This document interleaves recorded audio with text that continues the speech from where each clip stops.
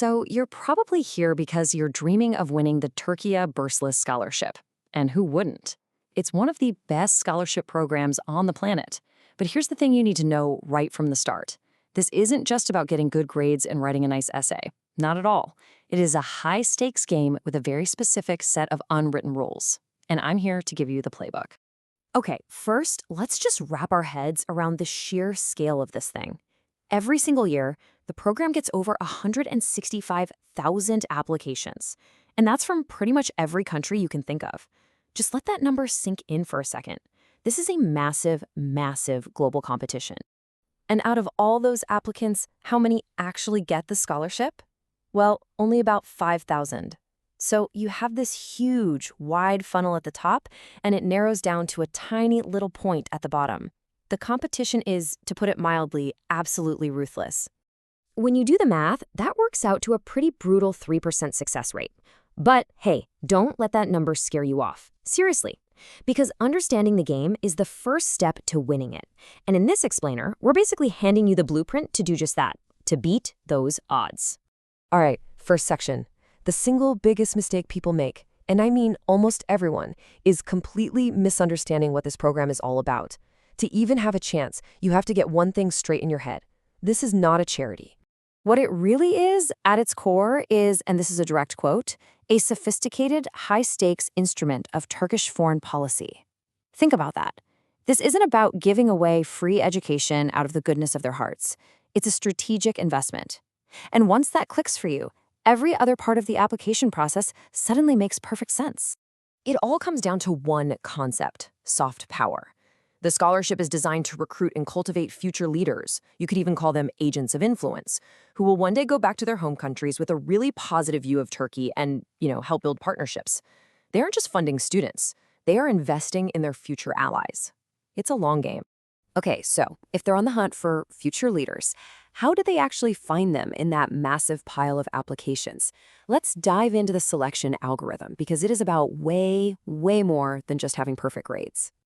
So you see these official minimum GPAs, right?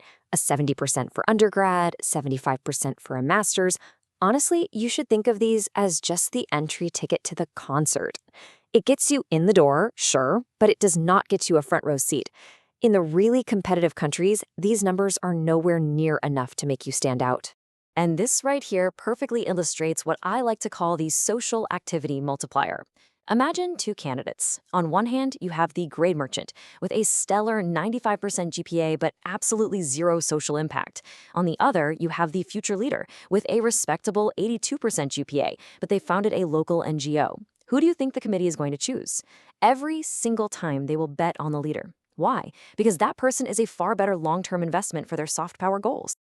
This brings us to what is probably the most critical part of your entire application, the place where you really get to control the narrative, your letter of intent. This is where you prove you are that future leader they're looking for. And here is the absolute key, the huge mindset shift you have to make. You are not writing a sob story. You are not writing a travel blog. You are writing a strategic partnership proposal.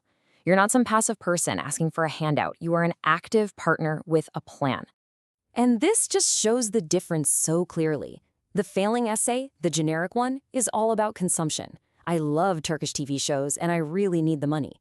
The winning essay, it's all about contribution. It identifies a real problem back home and explains how a Turkish education is the key to helping solve it. It creates a win-win for both countries. See the difference? Now, let's talk about what not to say. These are absolute red flags, and you have to avoid them. Saying you want to live in Europe just screams brain drain risk. Saying you want to escape your country implies you have no intention of ever going back. And please, please avoid cliches like Turkey is a bridge between East and West. It's so overused and it just shows a total lack of original research. So let's say your application is amazing and you make it past that first big cut. Now you have to face the final hurdle, the interview. You need to go into this knowing it's a high-pressure test designed to verify that you are who you say you are on paper. But for many undergrads, there's a surprise. Before you even answer a single question, you have to pass a quantitative test. And its purpose is simple. It's to verify that your high school grades are legit and not, inflated. If you fail this test, your interview is pretty much over before it even begins. Now, let's get into the interview itself. The committee loves to use trapped questions to figure out your true intentions. The first, and by far the most common, is this one. A simple yes immediately raises a huge red flag. They'll tag you as a potential economic migrant, a grain drain risk. The correct answer, the strategic answer, reinforces your entire story. You're a partner who plans to return home to apply what you've learned and build those bridges of cooperation.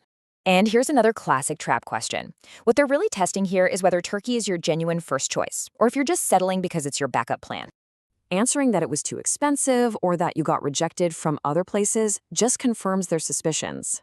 The strong answer shows you've done your homework. You've chosen Turkey for a specific, strategic reason that directly connects to your future goals and your home country's needs.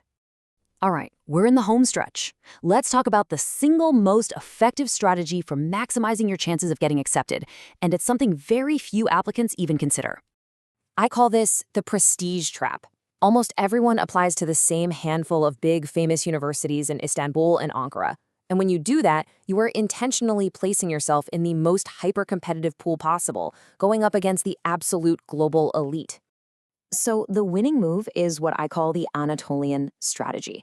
Be smart about your choices. You need to balance your application. By all means, apply to one or two of the top schools. But then you also choose universities in developing industrial cities like Sakarya, Konya, or Samsun. These Anatolian tigers are eager for international students, the competition is way lower, and here's the key, the scholarship committee has quotas they need to fill there. So how do you put all this into action? You start now, today. 6 months out from the deadline, you should be building your social impact portfolio. 3 months out, you're drafting and redrafting that partnership proposal essay. This isn't a last-minute application. You have to treat it like a strategic campaign. And that really brings us to the final critical question you have to ask yourself, because how you answer it will determine everything. Are you just another applicant asking for aid, or are you a future leader proposing a valuable long-term partnership? The choice is yours.